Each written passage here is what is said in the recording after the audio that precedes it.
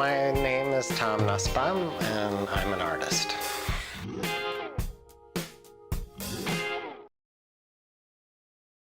I've always been making things ever since I was a little kid. I like to work with my hands, and my dad had a workshop in his basement with lots of tools, and he liked to build things, and he kind of built things by himself. But whenever I had a chance, I was down there using his tools. I made little toys and inventions. At 12 and 13, I was painting patterns all over my bicycle and on rocks. And I even have a little stick that I carved patterns on by peeling away the bark when I was also, I think it was 8 or 9 years old. And when I was still in high school, I was actually making pottery and selling it. My dad was a professor at the University of Minnesota, and he taught physics and electrical engineering, and he wrote textbooks. He had these really amazing atomic models, for example, and I think that you see some of that visual stuff in my current work. It's interesting when you see the connections, kind of the visual connections. Maybe that was helpful for him, that he could relate to a lot of the forms and shapes that I was making.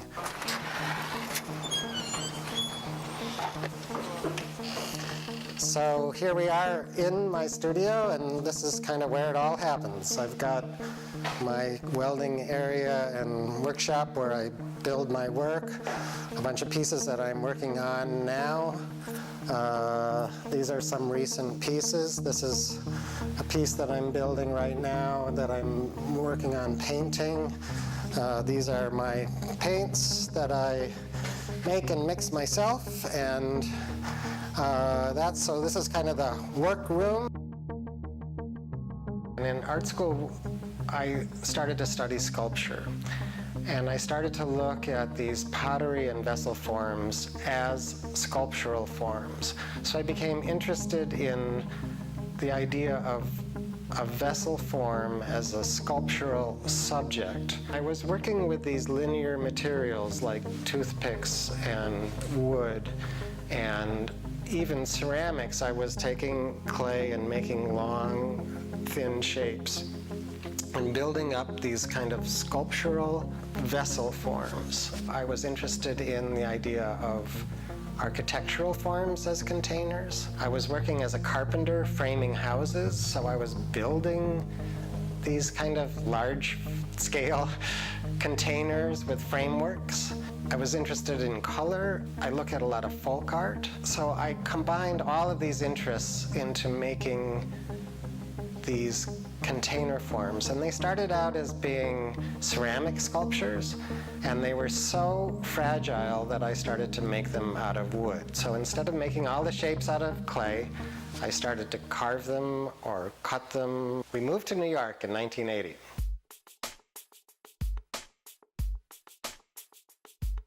I had a really terrific gallery, Phyllis Kind Gallery, who really loved the work I was doing, and they started to show it in New York and in Chicago.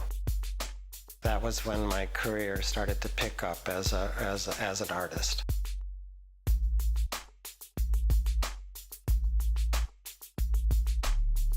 I felt that I wanted to push my work further. I was doing everything was painted, and I was very interested in color and pattern, and I decided I wanted more surface to paint on. So the sticks themselves are very small and thin, and didn't offer me a lot of surface to paint on. So I started making pieces that were like the stick pieces. They were made out of welded steel, and incorporating larger pieces of steel and larger flat surfaces. And that gave me something to paint. It gave me a flat surface to paint on. So I did a whole series of sculptures made from sheet metal, a series of those pieces for 7 or 8 years. They were very figurative pieces using human figures and heads and hands and animals. Many of them were soldered together, some are welded. This is a little project I did, was actually done by Rizzoli Publishing, and they had seen a show of my work my flat metal sculpture, and they asked me if I was interested in doing a children's book. I actually made a little, well, it's a sculpture really, and what it is a bunch of paper dolls, and they're all figures that you cut out. So these things you just punch out, and you set up this whole village of figures and characters, and they've got different hats, and there's a background thing that you put it in front of. As an artist, a lot of the work that I do and that I show in galleries is very expensive. So one thing that this does is kind of expand my audience. It's a way for people to get something that I've made that's very affordable. Many of the sheet metal pieces reflect forms that you see in American folk art, such as whirligigs or weather vanes, patterns from game boards. I'm particularly attracted to folk art because there's a purity in form. Folk art sculptures, folk art buildings, quilt making, carpet making, the whole history of textiles, for me is as creative as what we consider fine art.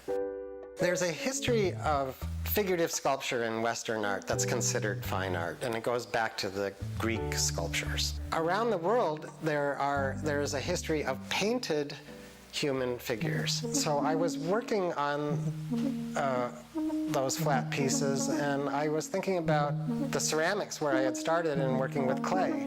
And I had been looking at these figures from around the world, these dolls and little painted figures from South America, and I really admired the expressiveness of that work. And so I started making these clay figures and doing the same thing, essentially the same kinds of images that I was making in metal, but doing them as fully rounded, three-dimensional, small figures, and making them out of clay, firing them, and painting them. I started to produce those pieces in editions.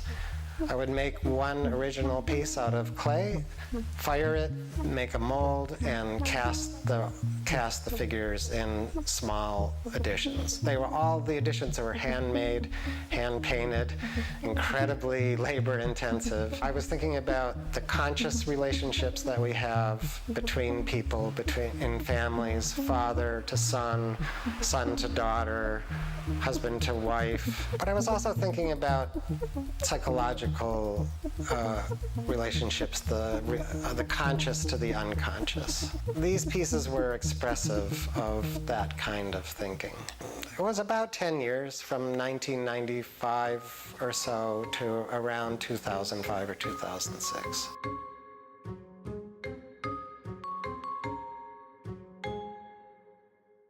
This sculpture is part of the series of figurative work that I did. And the title of this piece is Listen. This series of work is a series that a lot of people know me for. It's a larger version of a smaller sculpture that I made. It's actually made of fiberglass with a steel frame inside. Really what it represents is the idea of what it feels like to be listened to, and so the head has one ear on the ground, and then it has the little guy in the ear, and so it's a piece about a relationship. So it's about how people listen to each other. It's about listening to the world at large. It could be seen as a piece about fathers and sons. A lot of kids come here to take art classes, and they just love this piece, and that's actually why the grass is all worn out here, is because kids come and climb on it. And I think it's important, after they've been inside the museum where they're really not allowed to touch any of the artwork, that they come and are able to enjoy the artwork and touch it and climb on it and feel like it belongs to them. I also did animation that was related to that work. It was a story, a kind of a psychological story about life's adventures.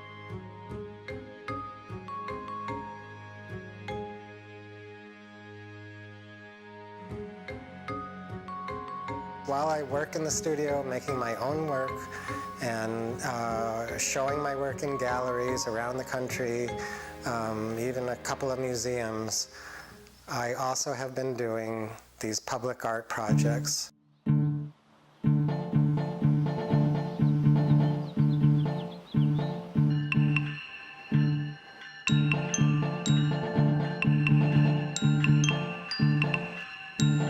So we're here at the Bay Street station in Montclair, and I have two pieces here. I was commissioned to do two separate pieces, and the two pieces that I did relate to each other. So there's a freestanding sculpture here, and then as we go into the station, we'll see another screen that I built inside the station.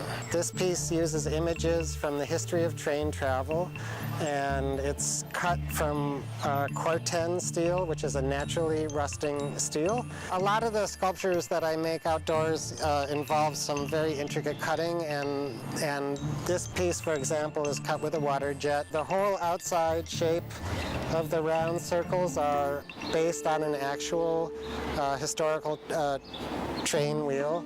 And then, as you can see, there are different patterns cut in the steel. So you can see there are oil cans here, and these are the shapes of glass insulators that were used in train stations. Again, the center is also a historic train wheel, and these forms that look like pliers are actually the punching machines that conductors punch tickets with. So this is the scale model of what we just looked at the Bay Street station. A big part of my practice is making public artwork, and when I do that work, I often have to make a proposal to show the client what I'm going to build, and so I build a detailed model of the sculpture that I would like to make, along with a detailed proposal about the work and what it means. Anything I make from paper, I can make from steel, and so a lot of the models that I build are made from paper.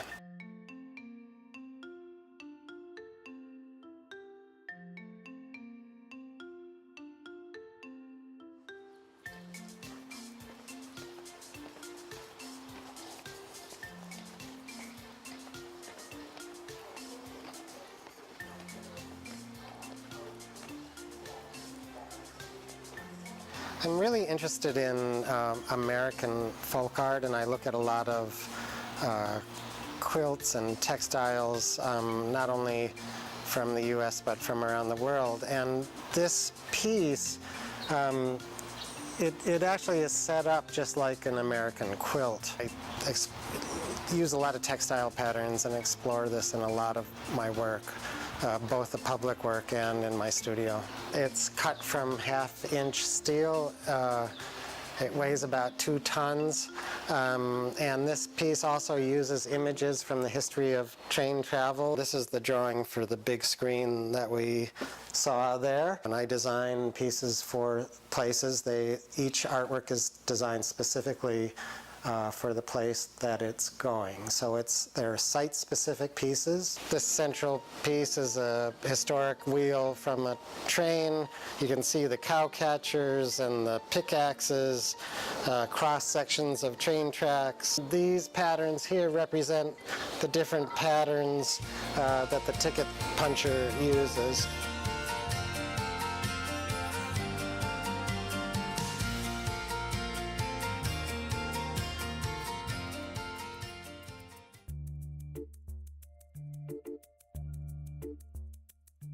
We are now at Edgemont Park in Montclair, and we're in the all-children's playground here. And this is a public art project that I did about 6 or 7 years ago. Everybody in the community chipped in to help fund building a playground that was accessible to kids in wheelchairs. And the artwork is kind of a celebration of that. So I designed an artwork that shows a bunch of animals bringing these wheels to the center point on the archway. And it kind of represents the community coming together to build a playground for all kids.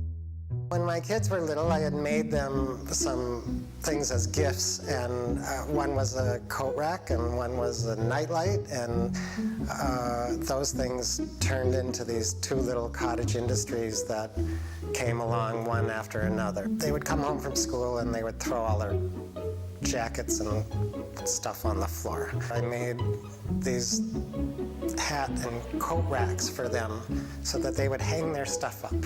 And I used steel to make these coat racks that were based on my line drawings, my simple line drawings. And this kind of mushroomed into this little cottage industry that I had. I had also made a nightlight for my daughter.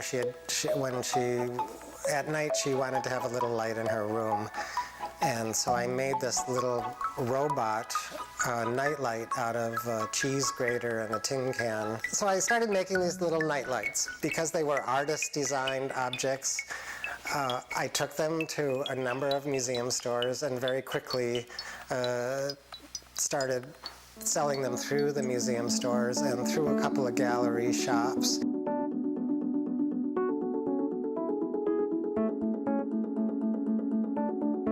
To make my sculptures, I utilize welding. I have a couple different techniques that I use. One is oxyacetylene welding, which is a flame welding, and I use that mostly for doing small detailed work. I also do MIG welding, which uses electricity and gas together to weld the steel parts that I put together to make my sculptures.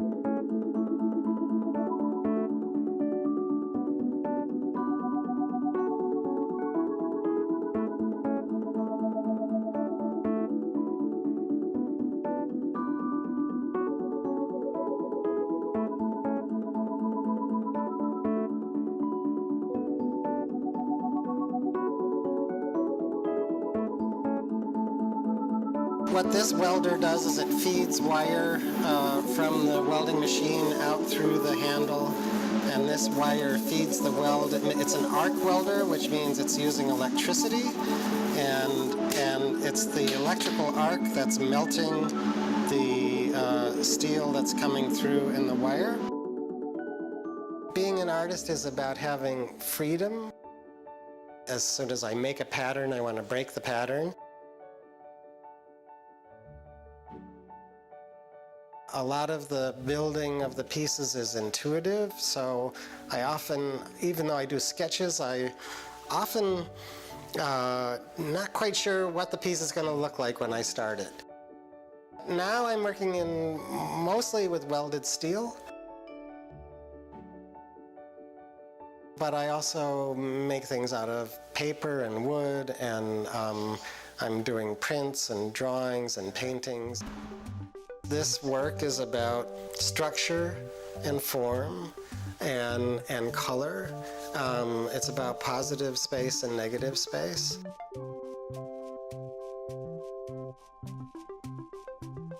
I also came from a background of doing ceramics, so I used to make a lot of forms that were like baskets, and they were vessel forms. So these pieces that I'm doing now relate to those vessel forms, and if you look at them, they do have, a lot of them are kind of hollow forms that have an opening at the top, which is like a basket or like a ceramic vessel. I didn't ever really think of myself, when I was young, I didn't really think of myself as an artist. I thought of myself as somebody who just likes to make things.